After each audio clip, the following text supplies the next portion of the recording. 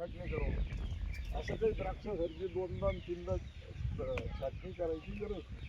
फक्त ओळी मिळू नये आणि उंची ही आपल्याला पाहिजे तशी राहावी. मी उंची तिथं सांगतो तुम्हाला. उंची म्हणजे काय, दोन ओळीमध्ये जेवढं अंतर आहे त्याच्या 70% उंची असावी.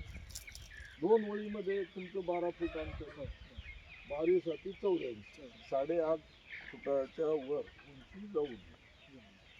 पण अंतर आपलं 15 फूट असावं, 14-15 फूट असावं. हे लागवड अशी असावी, एक गोष्ट. दुसरी गोष्ट, आंबा हे झाड आहे, हे झाड असो का हे झाड असो का हे लिंबाचं झाड असो का वडाचं झाड असो, याच्या मुळ्या कशा असतात, कुठं राहतात आणि अन्न कशा घेतात, हे तत्व आपल्याला लक्षात आलं. काय व्यवसाय बरोबर. ते एकदा तत्व लक्षात आलं आपल्याला.